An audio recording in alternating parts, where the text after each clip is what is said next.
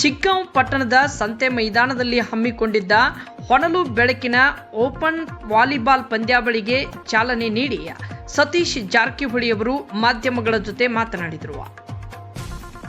ಚಳಿಗಾಲದ ಅಧಿವೇಶನಕ್ಕೆ ಸಕಲ ಸಿದ್ಧತೆಯನ್ನ ಬೆಳಗಾವಿ ಜಿಲ್ಲಾಡಳಿತ ಮಾಡಿಕೊಂಡಿದೆ ಎಂದರು.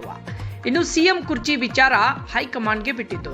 ಕಾಂಗ್ರೆಸ್ ಪಕ್ಷ ಒಂದು ಶಿಸ್ತಿನ ಪಕ್ಷ, ನಮ್ಮ ಹೈಕಮಾಂಡ್ ನಾಯಕರೇ ಫೈನಲ್ ಎಂದರು.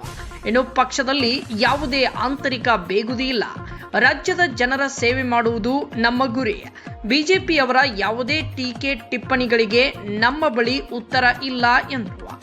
ಇನ್ನು ಉಪ ಲೋಕಾಯುಕ್ತರ ಹೇಳಿಕೆಗೆ ನಾನು ಪ್ರತಿಕ್ರಿಯಿಸೋದಿಲ್ಲ ಎಂದರು.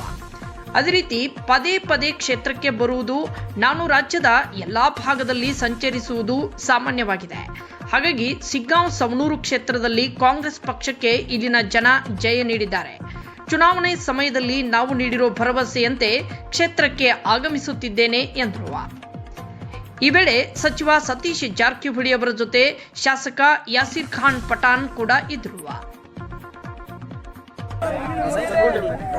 ವಿರೋಧ ಪಕ್ಷದ ರಾಜ್ಯದಲ್ಲಿ ವಾಚ್ ಬಗ್ಗೆ ಚರ್ಚೆ ಆಗ್ತಾ ಇದೆ ಸರ್. ಅದಕ್ಕೆ ಪ್ರಸ್ತಾಪ ಅಂದ್ರೆ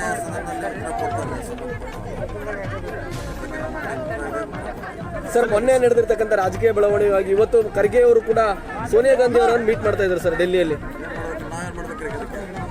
ಸರ್, ಶಿಗ್ಗಾಂವ್ ಪದೇ ಪದೇ ಭೇಟಿ ನೀಡ್ತಾ ಇದ್ದೀರಿ, ಇದೇನು ಶಕ್ತಿ ಕೇಂದ್ರ ಆಗುತ್ತಾ ಮುಂದಿನ ದಿನಗಳಲ್ಲಿ ಅಂತ ಪದೇ ಪದೇ? ಯಾಕಂದರೆ ಈ ಕ್ಷೇತ್ರನ ನೀವು ಇಷ್ಟಪಟ್ಟು ಗೆಲ್ಲಿಸಿ ಕೊಟ್ಟಿದ್ರಿ, ತುಂಬ ಎಫರ್ಟ್ ಇದು ಇತ್ತು.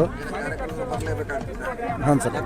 ಮುಂದಿನ ದಿನಗಳಲ್ಲಿ ಚಿಕ್ಕಬಳ್ಳಾಪುರದಲ್ಲಿ ಕಾಂಗ್ರೆಸ್ ಕಾರ್ಯಕರ್ತನ ಕೊಲೆ ಆಗಿರುವ ಚಿಕ್ಕಮಗಳೂರಲ್ಲಿ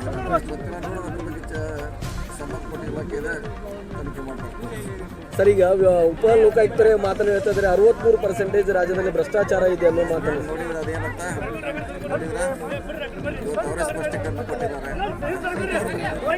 ಅಲ್ಲ, ನಿನ್ನೆ ಆ ಥರ ಹೇಳಿ ಇವತ್ತು ಮಕ್ಕಳು 60% ಅಂತ ಹೇಳಿದ್ದಾರೆ.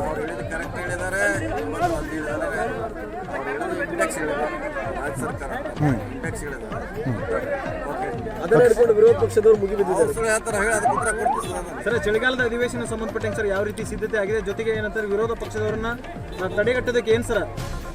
ಈಗೆಲ್ಲ ಹೇಳಲಿಕ್ಕಾಗಲ್ಲ, ಅದು ಹೆಂಗೆ ತಡೆಗಟ್ಟಬೇಕು, ಏನೋ ಸಂತಾಪ ತಕ್ಕಂಗೆ ಅಲ್ಲೇ ಮಾತಾಡಬೇಕಾಗಿ. ಸಿಟಿ ಅವರು ಹೇಳಿದ್ದಾರೆ ಸರ್ ಇವತ್ತು, ಏನಂತಂದರೆ ವಿಧಾನಸೌಧದಲ್ಲಿ ಅಧಿವೇಶನದಲ್ಲಿ ಭ್ರಷ್ಟಾಚಾರನ ನಾವು ಹೆಚ್ಚು ಫೋಕಸ್ ಮಾಡ್ತೇವೆ ಅಂತಂದು. ಈ ರಾಜ್ಯದ ಕ್ಯಾಬಿನೆಟ್ನಲ್ಲಿ ಯಾವೊಬ್ಬರ ಮಂತ್ರಿ ಕೂಡ ಪ್ರಾಮಾಣಿಕ ಅಂತ ಹೇಳ್ಕೊಳ್ಳುವಂತಾರೆ ಯಾರೂ ಇಲ್ಲ ಅನ್ನೋ ಮಾತನ್ನು ಆಡಿದ್ದಾರೆ ಸರ್.